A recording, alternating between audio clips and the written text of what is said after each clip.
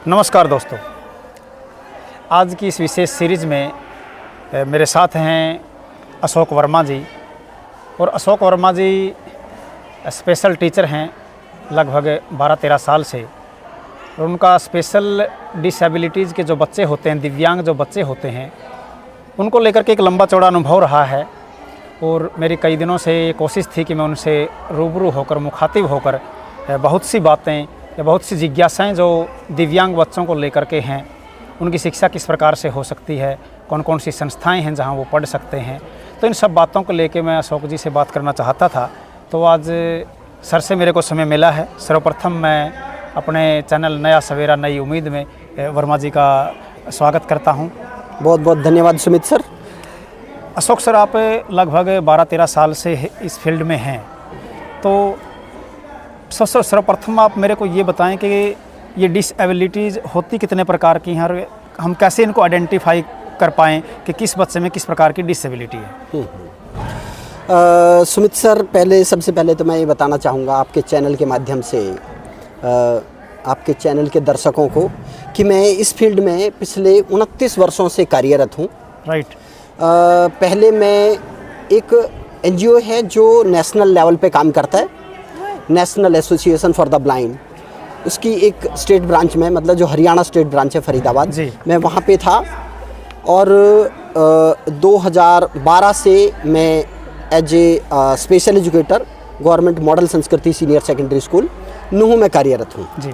और जैसा कि आपने पूछा कि कौन कौन सी डिसेबिलिटी हैं, वो किस तरह से तय की गई हैं और उनको कैसे पहचाना जा सकता है जी। तो इसमें सबसे पहले तो हम ये जानने का वो करेंगे प्रयास कि कौन कौन सी डिसेबिलिटी है।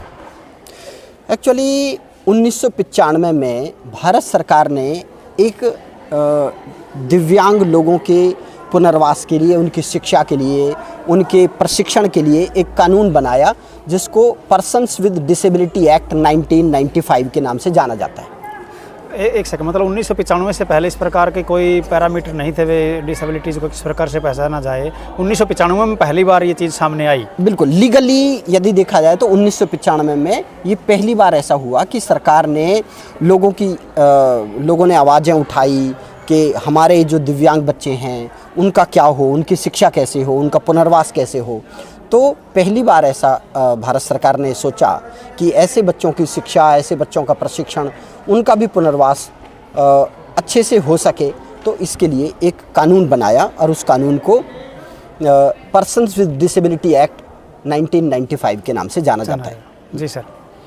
तो कौन कौन सी ऐसी डिसेबिलिटीज़ हैं जो बच्चों को हम पहचान के उनको, जैसे एक सामान्य बच्चा बिहेव करता है उस मुख्य धारा में हम लेकर के आएँ, तो कौन कौन सी दिव्यांगताएं हैं जो एक बच्चे को हम पहचान करके उनको जो जर्नल स्कूल अपने हैं या स्पेशल जो स्कूल इन डिसेबिलिटीज़ को लेकर के हैं उनमें उनका दाखिला हम करा पाएँ। क्या आप कुछ ऐसी डिसेबिलिटीज़ हैं जो उनको बता सकते हो कि किस बच्चे को हम आइडेंटिफाई कैसे करें, या मेडिकल लेवल पर इस प्रकार की डिसेबिलिटीज़ को आइडेंटिफाई किया जाता है? एक्चुअली जैसे मैंने अभी बताया कि पर्सन्स विद डिसेबिलिटी 1995 के अकॉर्डिंग 7 डिसेबिलिटी तय की गई थी, जिसमें दृष्टिहीनता, लो विजन यानी कि सीमित दृष्टि, फिर इंटेलेक्चुअल डिसेबिलिटी या तब उसे मेंटल रिटार्डेशन या मानसिक विमंदता के नाम से जाने जाते थे, श्रवण बाधिता, लेप्रोसी क्योर्ड जी सर, और ऑर्थोपेडिकली डिसेबल्ड। Right sir. इस तरह से 7 डिसेबिलिटी थी जी। और फिर बाद में 1999 में एक और एक्ट पास किया गया जिसको नेशनल ट्रस्ट एक्ट के नाम से जाना जाता है। National trust act? हाँ, नेशनल ट्रस्ट एक्ट। उसमें 4 डिसेबिलिटी मेंशन की गई हैं, cerebral palsy, autism spectrum disorder, severe mental retardation और मल्टीपल डिसेबिलिटीज़। तो इस तरह से 11 हो गई, लेकिन 11 चूँकि एक disability intellectual disability PWD act में भी थी, यानी कि पर्सन्स विद डिसेबिलिटी एक्ट में भी थी और नेशनल ट्रस्ट एक्ट में भी थी, तो टोटल 10 डिसेबिलिटी होगी। अब आपने पूछा कि कैसे इन बच्चों को आइडेंटिफाई किया जाए। एक्चुअली डिसेबिलिटी दो तरह से आइडेंटिफाई की जा सकती है। एक तो कुछ सीन डिसेबिलिटी होती है कि सामने वाला दिख जाएगा, हमें दिख जाता है, इसमें ये दिव्यांगता है। बिल्कुल बिल्कुल। जैसे एक बच्चा लोकोमोटर डिसेबल्ड है, तो लोकोमोटर डिसेबल्ड वो चलने से या उसका हाथ जो भी उसका अफेक्टेड एरिया है वो हमें दिख जाता है, तो हमें पता चल जाता है कि ये बच्चा डिसेबल्ड है। लेकिन जैसे बच्चा डेफ है, डेफ मतलब हियरिंग इम्पेयर्ड है, उसको सुनाई नहीं देता जी। वो सुनाई ना देने वाला बच्चा जब तक हमारे कांटेक्ट में नहीं आएगा, जब तक हम उससे वार्तालाप नहीं करेंगे, जब तक उसके बिहेवियर को हम नहीं देखेंगे, तो हम उसको नहीं पहचान पाएंगे जी। तो इसके पहले कि मैं और डिसेबिलिटीज़ के बारे में बताऊं, मैं और थोड़ा सा जो लीगल एस्पेक्ट्स हैं उनको और थोड़ा सा बताना चाहूँगा। सरकार ने 2016 में एक और एक्ट पास किया, और वो जो पहला एक्ट था 1995 का, उसको रिप्लेस किया गया। हाँ, इसको आरपीडी एक्ट यानी कि rights of person with disability act 2016 के नाम से जाना जाता है जी। उस जो 95 का एक्ट था यानी कि पीडब्ल्यूडी एक्ट जो था, उसमें 7 डिसेबिलिटी कवर की गई थी, और इस एक्ट में 499 वाले में की गई। हाँ, 499 वाले में की गई जी सर। तो और इस एक्ट में 21 डिसेबिलिटी कवर की जाती हैं। मतलब 21 प्रकार के विभिन्न समस्याओं से ग्रस्त लोगों को अब डिसेबल्ड कैटेगरी में रखा गया जी सर। अब उनमें से हम 2-3 के बारे में बात कर चुके। जैसे मैंने बताया कि ब्लाइंडनेस एक है यानी कि दृष्टिहीनता जी, एक अल्प दृष्टिवान या इंग्लिश में कहें तो लो विजन, फिर इंटेलेक्चुअल डिसेबिलिटी, बौद्धिक दिव्यांगता, लोकोमोटर डिसेबिलिटी। तो आपका कहने का मतलब है कि इसी प्रकार की अन्य डिसेबिलिटीज, अन्य प्रकार की दिव्यांगता भी लोगों में पाई जाती है। बिल्कुल बिल्कुल। लेकिन जो ज़्यादा लार्ज स्केल पे अपने गांव देहात समाज में होती है, उसके प्रति हम जागरूक ज़्यादा होते हैं। बेसिकली मेरे को आपसे मुखातिब होने का सबसे बड़ा रीज़न ये है कि आज भी गाँव देहात में इस बातों को लेके, इन तमाम बातों को लेके लोग इतने जागरूक नहीं है या असहज महसूस करते हैं उन संस्थाओं तक जाने में, उन लोगों तक जाने में। मान लीजिए कोई बच्चा अपंग है या कोई किसी को दिखाई कम देता, लो विजन है या अलग प्रकार की कोई डिसेबिलिटी उसके अंदर है, तो आज भी लोग खुल के बात नहीं करते इनके। बिल्कुल बिल्कुल। तो आप मेरे को ये बताइए कि अगर इस प्रकार की डिसेबिलिटीज़ का कोई पता लग जाए, इस बच्चे के अंदर ये डिसेबिलिटी है, तो गांव के लोग, एक सामान्य आदमी अपने बच्चों को किस प्रकार से स्कूलों में दाखिला दिला सकता है? क्योंकि गवर्नमेंट की स्कीम्स के अंतर्गत भी इन बच्चों का ज़्यादा से ज़्यादा इनरोलमेंट स्कूल में कराया जाए, इस प्रकार की डिसेबिलिटीज़ की जो आइडेंटिफिकेशन की जाए, ताकि लोगों में के जागृति आए और वो लोग बच्चों को स्कूल तक लेके आएँ। तो आप मेरे को ये बताएं कि जनरल स्कूलों में भी, क्या सभी जनरल स्कूलों में इनके इनरोलमेंट के लिए व्यवस्था की गई है या कुछ स्पेशल स्कूल ही हैं जिनके अंदर इनका इनरोलमेंट किया जाता है? ये जो आरपीडी एक्ट है यानी कि rights of person with disability act, actually उसमें 3 ऑप्शन रखे गए हैं पेरेंट के सामने जी। एक जनरल स्कूल जो उसके आस पड़ोस में है या जहां भी पेरेंट्स चाहते हैं या बच्चे के लिए वो एक्सेसिबल है। दूसरा स्पेशल स्कूल, और तीसरा चूँकि कुछ बच्चे ऐसे हैं जो किसी भी स्कूल में जाने में असमर्थ होते हैं जी, तो वो उनके लिए होम बेस्ड एजुकेशन यानी कि गृह आधारित शिक्षा, ऐसे 3 अलग अलग एजुकेशन के मॉड्यूल वो हैं। तो यदि हम जनरल स्कूल्स की बात करते हैं तो राइट टू एजुकेशन भी ये कहता है कि सब बच्चों को शिक्षा मिलनी चाहिए, वो सब बच्चों का हक है जी सर। तो यदि सब बच्चों का हक है, तो जो डिसेबल्ड बच्चा है, जो दिव्यांग बच्चा है, वो भी पहले एक बच्चा है, बाद में उसमें कोई दिव्यांगता है या कोई मतलब किसी तरह की शारीरिक या मानसिक कमी है, इस पे डिसेबिलिटीज की वजह से या किसी बच्चे में कोई दिव्यांगता है, तो उसके आधार पर किसी बच्चे से भेदभाव ना हो और सामान्य बच्चों की तरह भी शिक्षा ले पाए। बिल्कुल बिल्कुल, वो अपने आसपास के ही विद्यालय में शिक्षा ले पाए। क्योंकि ऐसा माना जाता है कि करीब 80% बच्चे सामान्य विद्यालयों में आसानी से शिक्षा ले सकते हैं जी। हाँ, क्योंकि जिन बच्चों को, जैसे लोकोमोटर डिसेबल्ड बच्चा है, उसको क्या है, स्कूल तक पहुंचना उसकी एक समस्या है। यदि उसके लोअर लिम्स में प्रॉब्लम है, मतलब उसके यदि पैर में दिक्कत है, तो स्कूल तक पहुंचना उसको समस्या है।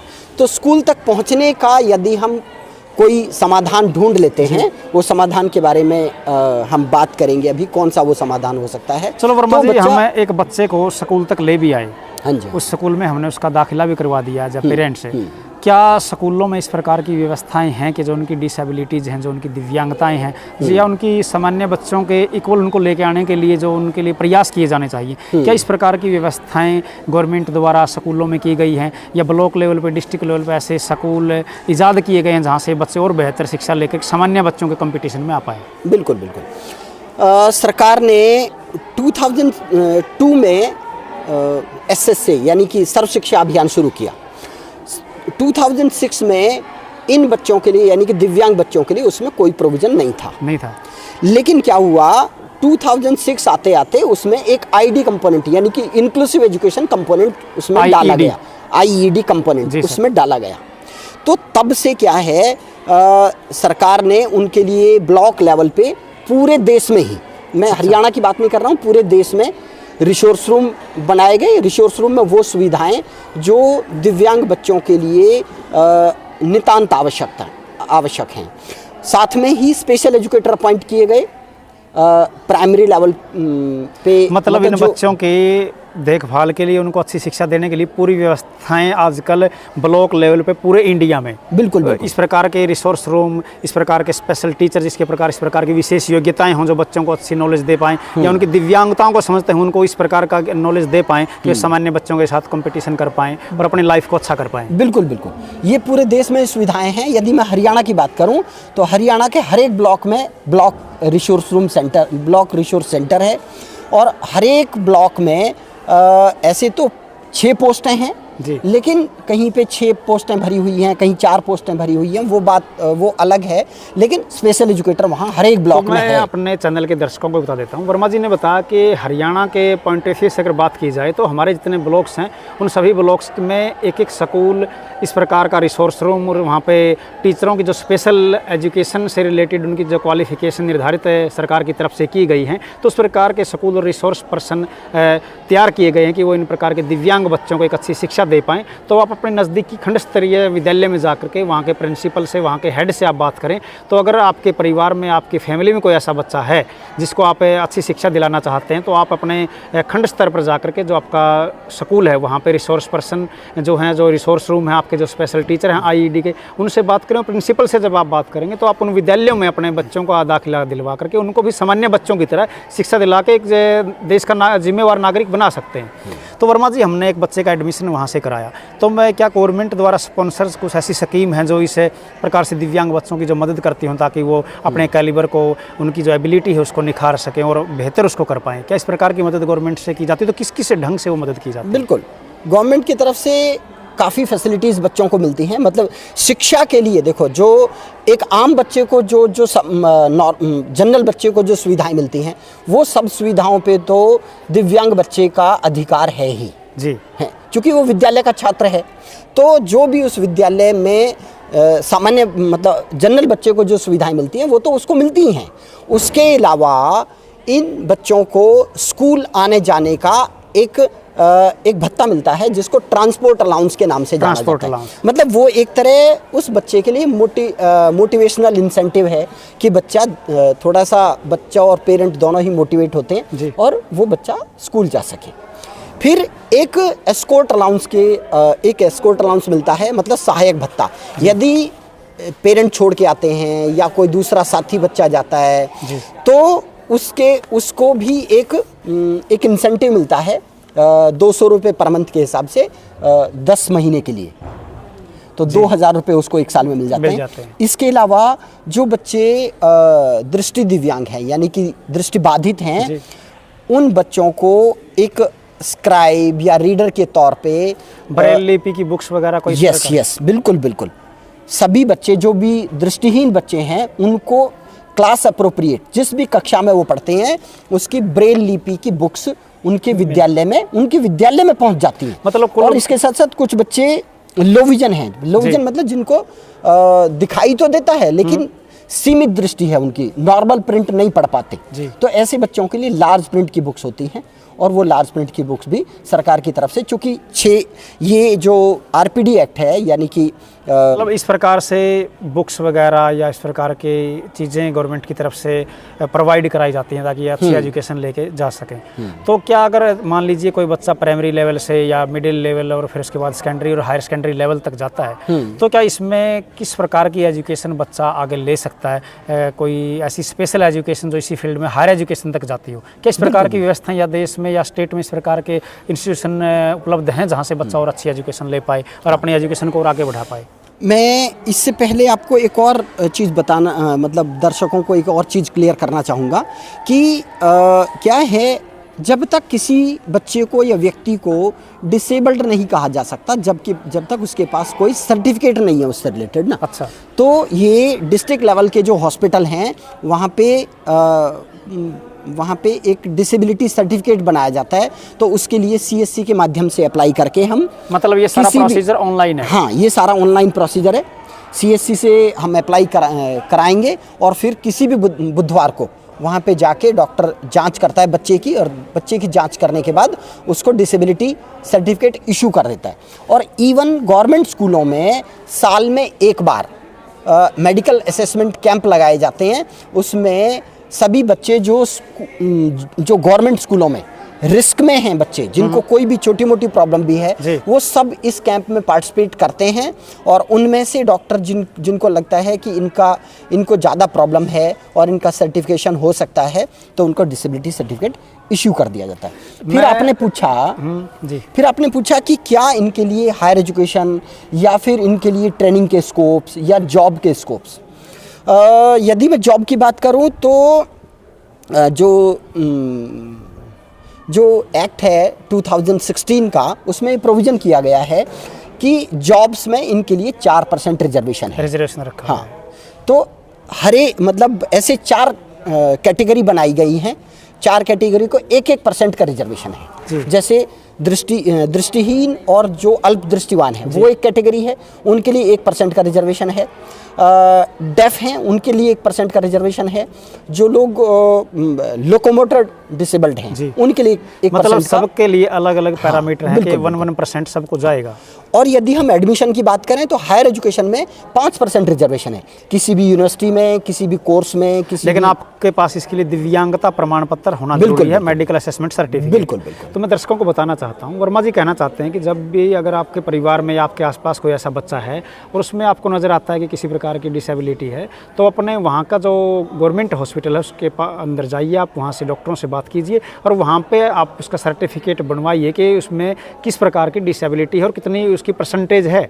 दूसरा मैं बता देना चाहता हूँ कि इस प्रकार की जो 40% या इससे ज़्यादा की डिसेबिलिटी है, अपंगता आपके अंदर ज़्यादा है, दिव्यांग आप हैं, तो स्टेट गवर्नमेंट की तरफ से भी आपको पेंशन या कोई ऐसा प्रोविज़न है जिसमें पेंशन या कुछ ऐसे भत्ते दिए जाते हैं जिससे आप अपनी एजुकेशन को या अपने लाइफ को अच्छे ढंग से चला पाएँ। लेकिन वो दिए तभी जाते हैं जब हमारे पास वो सर्टिफिकेट हो। और गाँव के लेवल पर इस प्रकार की नॉलेज होती नहीं वर्मा जी, वहाँ पर इस प्रकार के चाहे दिव्यांगता भी है उस प्रकार के सर्टिफिकेट नहीं है क्योंकि लोग इतने जागरूक नहीं है। तो आप अपने नज़दीकी सरकारी गवर्नमेंट हॉस्पिटल में जाइए, वहाँ पे अपने बच्चों को आप साथ लेके जाएं, अपना आधार कार्ड आप लेके जाएं, फोटोग्राफ्स आप लेके जाएं, या CSC सेंटर पे आप ऑनलाइन अप्लाई करें। तो उनका सर्टिफिकेट आप पहले CSC सेंटर पे जाके या पेरेंट यदि एजुकेटेड हैं और थोड़ा सा एक स्वावलंबन पोर्टल पे जाएंगे तो वहाँ पेरेंट खुद भी इसका रजिस्ट्रेशन कर सकते हैं और रजिस्ट्रेशन से जो प्रिंट आउट होगा वो CM ऑफिस में सबमिट कराना होता है। मतलब सर्टिफिकेट के बाद आपके एजुकेशन में तो आपको रिलीफ मिलेगा ही मिलेगा क्योंकि वहाँ पे आपका रिजर्वेशन है। इवन गवर्नमेंट जॉब में भी आपको इसका बेनिफिट मिलेगा अगर आपके पास दिव्यांगता प्रमाण पत्र है कि आपके अंदर कौन सी डिसेबिलिटी और कितनी परसेंटेज में वो है। तो बहुत सी government, state government, central government sponsor scheme है उस जिसके बलबूते पर आप अच्छी एजुकेशन ले सकते हैं, अच्छी जॉब ले सकते हैं, या कुछ ऐसी स्कीम्स हैं जिनमें आपको गवर्नमेंट की तरफ से पैसा मिलता है। लेकिन उसके लिए आप अपंगता प्रमाण पत्र या दिव्यांगता प्रमाण पत्र अवश्य बनवाएं। वर्मा जी ये बताइए कि हमने अगर अच्छी एजुकेशन लेनी है, मैट्रिक के बाद एक दिव्यांग बच्चा है उसने जनरल स्कूल से या स्पेशल स्कूल से अपनी एजुकेशन ली, तो मैं हरियाणा के संदर्भ में ये आपसे बात करूंगा क्या कौन कौन से ऐसे स्कूल हैं जो +2 के बाद अगर कोई बच्चा अपनी स्टडी को और ज़्यादा फॉरवर्ड रखना चाहता है और ज़्यादा एडवांस लेके जाना चाहता है, BA करना चाहता है, MA MSc करना चाहता है, तो कुछ अगर आपकी नॉलेज में हो कुछ ऐसी संस्थाएँ जो इस प्रकार की एजुकेशन देती हों, या आप D.Ed कहाँ से कर सकते हैं, स्पेशल B.Ed कहाँ से कर सकते हैं? क्योंकि पिछले कई वर्षों में देखने में आया कि इवन टीचर्स की पीआरटी की, स्पेशल डीएड की और स्पेशल बीएड की, टीजीटी की और पीजीटी की पोस्ट हैं वो वैकेंट जाती थी, लेकिन अभी पिछले 5-6 सालों में इसकी तरफ क्रेज़ बढ़ा है। तो आप अगर आपकी नॉलेज में हो कुछ ऐसी संस्थाएं, हमारा नियर बाई स्टेट है, उत्तर प्रदेश है, आपका राजस्थान है, हरियाणा है, इन स्टेट्स में क्या कोई ऐसे सेंट्रल या स्टेट इंस्टीट्यूशन हैं जहाँ से बच्चे इस प्रकार की एजुकेशन ले सकते हैं? बिल्कुल। तो आपका जो क्वेश्चन है, दो तरह से मैं उसको एड्रेस करना चाहूँगा। पहले तो पर्सन विद डिसेबिलिटी, मतलब जो बच्चे या जो व्यक्ति दिव्यांग है, उसके लिए ट्रेनिंग इंस्टीट्यूट्स, वो कहीं भी जो जनरल लोगों के लिए जो ट्रेनिंग इंस्टीट्यूट्स हैं वहाँ पे एडमिशन ले सकता है। और वहाँ पे जैसा मैंने अभी बताया कि 5% रिजर्वेशन है, तो यदि 100 सीट्स वहाँ पे हैं तो 5% पर्सन विद डिसेबिलिटी के लिए रिजर्व है। रिजर्व, हाँ, वो किसी भी कोर्स में जो भी उसका इंटरेस्ट का है या जो भी उसको सूट करता है, क्योंकि सभी कोर्स, सभी जो डिसेबिलिटी हैं, डिसेबल्ड बच्चे हैं या लोग हैं, वो नहीं कर सकते। कोई किसी कोर्स को कर सकता है, कोई किसी कोर्स को कर सकता है। फिर सरकार की तरफ से एक आइडेंटिफाइड लिस्ट है कि कौन से कोर्स में कौन सा पर्सन विद डिसेबिलिटी इस कोर्स को कर सकता है। जी सर। अभी जैसे और आपने स्पेशल एजुकेशन में जो कोर्सेज होते हैं, मतलब जो डीएड इन स्पेशल एजुकेशन, बीएड इन स्पेशल एजुकेशन या एमएड इन स्पेशल एजुकेशन, तो डीएड इन स्पेशल एजुकेशन की बात की जाए तो इसके लिए सेम क्वालिफिकेशन रखी गई है जो स्टेट गवर्नमेंट ने जनरल एजुकेशन में डीएड करने के लिए रखी है। अच्छा। मतलब इसके लिए +2 पास होना चाहिए और जो भी मार्क्स का 50% मार्क्स का उसका मिनिमम क्राइटेरिया है। ऐसे ही स्पेशल एजुकेशन में भी यदि आप कोई डीएड करना चाहता है तो वो +2 पास होना चाहिए 50% मार्क्स से। किसी भी बोर्ड, किसी भी ये क्वेश्चन मैंने आपसे इसलिए पूछा क्योंकि कुछ लोग अगर अपनी एजुकेशन को फर्दर कर भी लेते हैं, लोग अपने बच्चों का एडमिशन स्कूलों में करा भी देते हैं, तो उनको इस प्रकार का नॉलेज नहीं होता कि भाई इस प्रकार का भी स्कोप है, इन बच्चों के लिए भी अपना फ्यूचर बेहतर कर सकते हैं, अपनी लाइफ को बेहतर कर सकते हैं। तो एक दिव्यांग बच्चा किस प्रकार से अपनी लाइफ को बेटर कर पाए, वो भी एक चमकते हुए सितारे के रूप में दुनिया के सामने आए और अपने कैलिबर से अपना स्थान, स्पेस बनाए। तो क्योंकि अभी पिछले 5-6 सालों से मैंने खुद महसूस किया है, मैं बहुत सी ऐसी संस्थाओं से जुड़ा जहाँ ये चीज़ें बहुत सामने आई। समाज में आजकल भी इन चीज़ों को लेकर बहुत असहजता महसूस की जाती है। तो मैं दर्शकों को बताना चाहता हूँ कि अगर आपके अंदर दिव्यांगता है या आपके परिवार में या आपके आस पड़ोस में या आपके किसी रिलेटिव के वहाँ, तो उन बच्चों को आप बैक फुट पे मत लेके जाएं, उनको फ्रंट फुट पे लेके आएँ। आजकल बहुत से इंस्टीट्यूशन, बहुत सी संस्थाएं ऐसी हैं, बहुत से स्पेशल एजुकेशन जैसे वर्मा जी हैं, और वो बहुत से ऐसे लोग हैं जो इन बातों के ऊपर बहुत ज़्यादा नॉलेजफुल हैं, और बहुत सी ऐसी संस्थाएं हैं जिनके अंदर आप एडमिशन दिला के उनको जीवन को बेहतर कर सकते हैं और उनको समाज की मुख्य धारा में आप खड़ा कर सकते हैं। तो दिव्यांग बच्चों को बिल्कुल चिंता करने की ज़रूरत नहीं है। वर्मा जी ने बताया कि आप एजुकेशन अगर लेना चाहते हैं तो वहाँ पर भी आपका रिजर्वेशन है, चाहे टोटल सीटें कितनी भी हैं उनका एक परसेंटेज आपको मिलेगा। आप अलग अलग इंस्टीट्यूशन में, अलग अलग कैटेगरी में, अलग अलग डिसेबिलिटीज़ में जिसमें आप चाहें एडमिशन ले सकते हैं, जिस कोर्स में आप चाहें एडमिशन ले सकते हैं। दूसरा, जब स्पेशल एजुकेशन की, डीएड की और स्पेशल बीएड की या स्पेशल एमएड की हमने बात की, तो वहाँ पर भी आप हायर एजुकेशन ले सकते हैं, बशर्ते कि आप उन इंस्टीट्यूशन को आइडेंटिफाई कर लें कि आपके स्टेट या आपके सराउंडिंग में, आपके आसपास कौन सी ऐसी संस्थाएं हैं जिस प्रकार के कोर्सेज कराती हैं या इस प्रकार की चीज़ों को आगे बढ़ाती हैं। दूसरा, स्पेशल एजुकेशन में बहुत ज़्यादा स्कोप है आज की डेट में भी, और आगे भी ये स्कोप बना रहेगा क्योंकि बहुत कम लोगों तक ये बातें पहुँच पाती हैं। अगर आप इसमें सुमित सर, मैं ये बताना चाहूँगा आपको कि क्या है, जो स्पेशल एजुकेटर्स हैं, यानी कि स्पेशल एजुकेशन में डीएड या बीएड कर लेते हैं, वो अपना मतलब जॉब भी कर सकते हैं, साथ में प्रैक्टिस भी कर सकते हैं। अच्छा। क्योंकि जो बड़े शहर हैं उनमें इस तरह के स्कोप्स काफ़ी हैं कि अपना एक कोई सेटअप डाल लिया जाए। कि जो स्पेशल एजुकेटर है वो एक प्रोफेशनल होता है, क्योंकि एक रिहेबिलिटेशन काउंसिल ऑफ इंडिया है। रिहेबिलिटेशन काउंसिल ऑफ इंडिया में डीएड स्पेशल एजुकेशन या बीएड स्पेशल एजुकेशन या एमएड स्पेशल एजुकेशन में करने के बाद वहाँ रजिस्ट्रेशन कराना होता है, और रजिस्ट्रेशन कराने के बाद ही हम इन बच्चों के साथ काम कर सकते हैं। If the person is not registered with rehabilitation council of India, he is not eligible to work with the children with disabilities और पर्सन विद डिसेबिलिटीज़। राइट। तो मतलब अपना भी वो सेटअप शुरू कर सकते हैं। तो ये एक स्कोप है। दूसरा, गवर्नमेंट जॉब्स हैं। तीसरा, प्राइवेट सेक्टर, मतलब अब यदि कोई स्कूल रिकॉग्निशन लेना चाहता है, एफिलिएशन लेना चाहता है किसी बोर्ड से, तो सीबीएसई हो या हरियाणा बोर्ड, उनकी ये कंडीशन है कि वहाँ पे एक स्पेशल एजुकेटर उनको स्कूल में रखना ही होगा। मतलब कंडीशन है उनकी? बिल्कुल, उनकी अच्छा। ये एफिलिएशन के लिए या रिकॉग्निशन के लिए एक टर्म है कि एक स्पेशल एजुकेटर उस स्कूल में होना चाहिए। नहीं, एक बात है, जिस प्रकार से एक जनरल बच्चा, एक सामान्य बच्चा एजुकेशन लेता है, वर्मा जी, एक प्रकार से ये पुण्य का कार्य भी तो है कि हम एक ऐसे समाज के एक ऐसे हिस्से को मुख्य धारा में लेके आते हैं जिनको हो सकता है कि वो अपनी लाइफ से इतने उदास हो जाते हैं कि उनको इस प्रकार की चीज़ें नहीं मिल पाती, इस प्रकार की मदद नहीं मिल पाती कि उनको इस प्रकार की एजुकेशन को आगे बढ़ा पाएँ। लेकिन ये गवर्नमेंट की तरफ से भी, और बशर्ते आप एक स्पेशल टीचर होने के नाते, ये आपने जिस प्रकार की मुहिम का आप हिस्सा हैं या जिस प्रकार की चीज़ों से आप जुड़े हुए हैं, उन बच्चों को आप मुख्य धारा में लेके आए और जनरल स्कूलों में उनको अच्छी एजुकेशन दे करके एक समाज का एक सभ्य नागरिक बनाया और अपने पाँव पे खड़े होने का अवसर आपने दिया। तो कहने का मतलब ये है कि आप अपनी डिसेबिलिटीज़ को आपके जो सामान्य हॉस्पिटल, गवर्नमेंट हॉस्पिटल जो आपके आसपास हैं, वहाँ पर जा करके आप अपना दिव्यांगता प्रमाण पत्र डॉक्टर से बनवाइए, CSC सेंटर से आप ऑनलाइन अप्लाई कीजिए। मतलब आप इस संबंध में बार बार नॉलेज ले सकते हैं। कमेंट बॉक्स में आप मेरे से निकल सकते हैं, मैं वर्मा जी से बात करके आपके सभी प्रश्नों का कोशिश करूँगा कि रिप्लाई दे पाऊँ। तो आप अपनी एजुकेशन के साथ साथ आगे बढ़ा सकते हैं। साथ साथ अगर अच्छी एजुकेशन आप ले लेते हैं तो स्पेशल एजुकेशन के फील्ड में आप अपना करियर भी बना सकते हैं। बहुत सी NGO, बहुत सी संस्थाएं ऐसी हैं जो फ्री ऑफ कॉस्ट इस प्रकार की एजुकेशन की तरफ बच्चों को प्रोत्साहित करती हैं, उनके लिए अच्छी चीज़ें मुहैया कराती हैं। उनको इस पर ई-रिक्शा हो, चाहे उनके हीयरिंग इंस्ट्रूमेंट हों, आपकी स्पेक्स वगैरह, चश्मे वगैरह, चाहे उनको मुहैया कराने की बात हो, कपड़े मुहैया कराने की बात हो, यूनिफॉर्म मुहैया कराने की बात हो, school fees free of cost पे एजुकेशन देने की बात हो, तो बहुत सी संस्थाएं हैं जो इसके लिए काम करती हैं। मैं जिस विद्यालय में हूँ यहाँ पर भी 5 से साथी टीचर स्पेशल एजुकेशन से IED से जुड़े हुए हैं। वो तन मन धन से इस प्रकार के बच्चों को संस्था से जोड़ने पर लगे हुए हैं, उनकी भलाई के लिए वो दिन रात कार्य करते हैं। और वर्मा जी ने बहुत स्पष्ट और बहुत शीशे की तरह बहुत सी बातें बताई। उन्होंने सरकार स्पॉन्सर स्कीम बताई कि कौन कौन सी स्कीम्स हैं जिससे बच्चे गवर्नमेंट स्कूलों में या किसी प्राइवेट इंस्टीट्यूट में जाएंगे, जिसे स्टेट गवर्नमेंट मदद करती है। तो आप इस प्रकार की संस्थाओं से जुड़ कर, इस प्रकार के लोगों से जुड़ के अपनी लाइफ को बेहतर कर सकते हैं और चीज़ों को आगे बढ़ा सकते हैं। बहुत सारी ऐसी संस्थाएं हैं, क्योंकि पहले गवर्नमेंट का ध्यान इस तरफ थोड़ा कम था, तो संस्थाओं ने इस फील्ड में बहुत काम किया है। तो बहुत सारी संस्थाएं, जैसे वर्मा जी, इवन ओलंपिक जैसे या नेशनल गेम्स आपके हैं, कॉमनवेल्थ गेम्स हैं, उनमें जो आपका एक स्पेशल ओलंपिक होता है जिसमें आपके डिसेबिलिटीज पर्सन पार्टिसिपेट करते हैं। पिछले दिनों मैं अखबार की एक रिपोर्ट पढ़ रहा था, तो बहुत से ऐसे लोग हैं कि उन्होंने अपने कैलिबर से उन्होंने उस दिव्यांगता को एक सिरे रख दिया और बिल्कुल डंके की चोट पर अपने आप को साबित किया और वो मेडल लेके आए। तो वो सोसाइटी के लिए और इस प्रकार के बच्चों के लिए भी एक रोल मॉडल के रूप में है कि नहीं, हम कहीं से भी ज़िंदगी शुरू कर सकते हैं।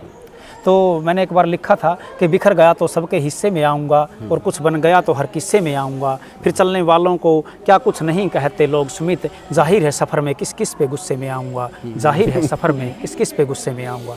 तो दिव्यांग बच्चों को, दिव्यांग लोगों को किसी प्रकार की परवाह करने की ज़रूरत नहीं है। बस आप ऐसी संस्थाओं और ऐसे साथियों को, ऐसे लोगों को आइडेंटिफाई करें जो आपकी संबंध में मदद कर पाएँ। स्टेट और सेंट्रल गवर्नमेंट की स्कीम के बारे में आप नॉलेजफुल रहें कि वहाँ से जुड़ करके आप अपनी लाइफ को और बेहतर कर सकते हो, शिक्षा को और बेहतर कर सकते हो। बुक्स की आपको सुविधाएं हैं, फ्री ऑफ कॉस्ट मिलती हैं। जो और आपके इंस्ट्रूमेंट हैं जिससे दिव्यांगता में आपकी मदद हो सकती है, वो चीज़ें आपको मुहैया कराई जाती हैं।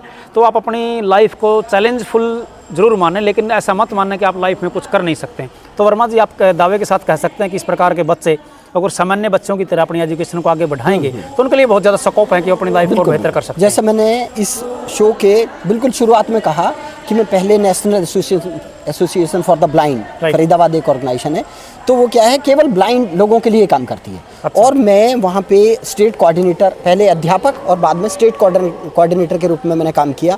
तो करीब 200 बच्चे, जिसमें ब्लाइंड बच्चे भी थे और लो विजन भी, तो उनमें से करीब 100 बच्चे आज गवर्नमेंट जॉब में हैं। Very good. तो कोई हरियाणा गवर्नमेंट के जॉब में है, तो कोई सेंट्रल गवर्नमेंट के जॉब में है, कोई बैंक में है। और ये क्लास मतलब 4 से लेके क्लास 1 तक के जॉब में है। एक आध बच्चा तो लॉयर भी है जी। तो ऐसे तो मतलब कहने का मतलब ये है कि कैलिबर की कमी नहीं है बच्चे में, थोड़ा उनको दिशा देने की जरूरत है। बिल्कुल दिशा देने की जरूरत तो वो किसी भी फील्ड में जा सकते हैं, उनको घबराने डरने की जरूरत नहीं है। वो अपनी एजुकेशन को फर्दर रखें और ठीक जो संस्थाएं हैं जो मदद करते हैं इस प्रकार से, और गवर्नमेंट जॉब में रिजर्वेशन है। आप एजुकेशन के किसी कोर्स में अगर एडमिशन लेना चाहते हैं, जैसे सर ने बताया वहाँ पर भी रिजर्वेशन है, तो आप थोड़े एक्टिव रहें और इस प्रकार की संस्था और लोगों से जुड़ें और अपनी लाइफ को बेहतर बनाएं। आपका अगर कोई भी क्वेश्चन है तो आप कमेंट बॉक्स में कमेंट करके पूछ सकते हैं। वर्मा जी से मैं कोशिश करूंगा आपके प्रश्नों को उत्तर देने के लिए। वर्मा जी, आप इस वार्ता में आज मेरे साथ जुड़े और इतनी बेहतरीन जानकारी हमारे को उपलब्ध कराई, तो आपका बहुत बहुत धन्यवाद। बहुत बहुत धन्यवाद आपका भी। कि आप इस चैनल के माध्यम से लोगों को जागृत कर रहे हैं।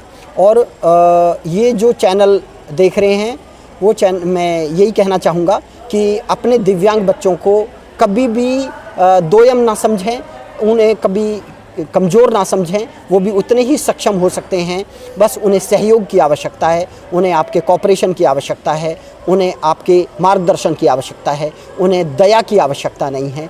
और आप सुमित सर जैसे लोगों से, मेरे जैसे लोगों से संपर्क में आएंगे तो ज़रूर कोई ना कोई राह ज़रूर मिलेगी। और इसके लिए आपका बहुत बहुत धन्यवाद। दिनकर जी ने भी एक बार कहा था कि बातें चल निकली हैं तो हल भी निकलेगा। तो अगर आप इस प्रकार की चीज़ों को जानेंगे, उनकी बारीक जानकारियाँ आप लेंगे तो हो सकता है आपका जीवन भी सुलभ और सहज हो जाएगा, सरल हो जाएगा।